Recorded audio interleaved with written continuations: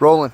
So we picked the spot because this Trappers R Us. We're out setting traps for a nuisance job in Minor Hill, Tennessee, for a gentleman who has a lot of chickens and ducks and stuff, and coyotes and fox come down out of the hills and eat his critters. The critters eat his fowl. So we picked a spot out here in the woods, close to where they're coming and going, and there was a log laying here, and I dug a dirt hole about 10 inches in front of the log.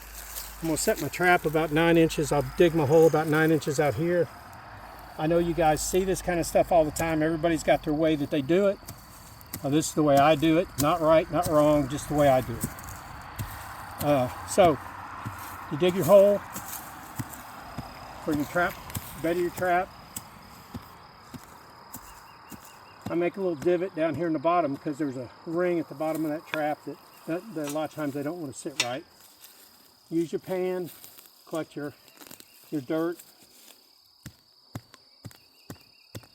And some people like the holes real deep. Again, just preference. I use gloves. Some people don't use gloves. Some people say you don't need them. I do. So we're using stakes with a stake driver. Some people like their stake underneath their trap. I prefer my stake out to the right, kind of like 5 o'clock position, and I drive it in the ground. This is an 18-inch stake. We're looking for coyotes, so some people like 15. Again, it's a matter of preference.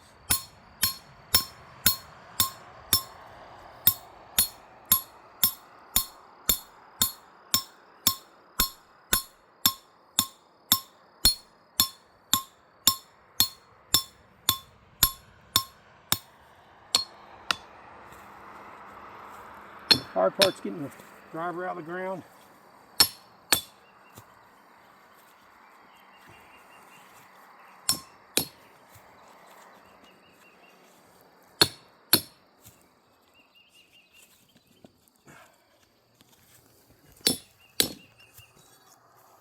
You pull on the chain,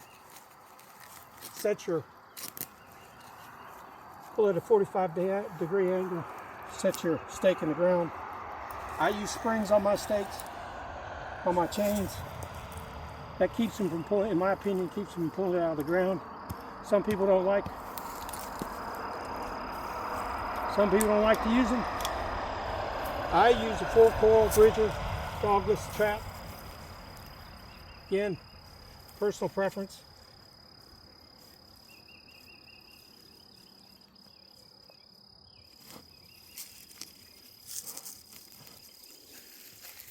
You want that trap to not move. If it moves at all, not a good thing. So what are you doing there with the chain? I'm burying my chain. You want to go up under this. I twist mine a little bit. Get up under the front jaw.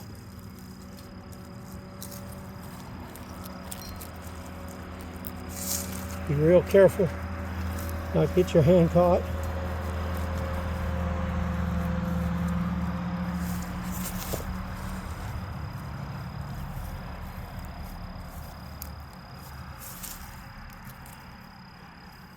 You want that trap not to move if you touch it. See it?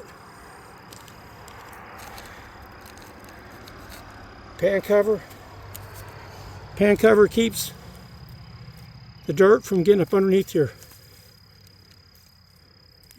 pan. I like to use some of the dirt that's left over, and also use peat, especially if it's going to be water.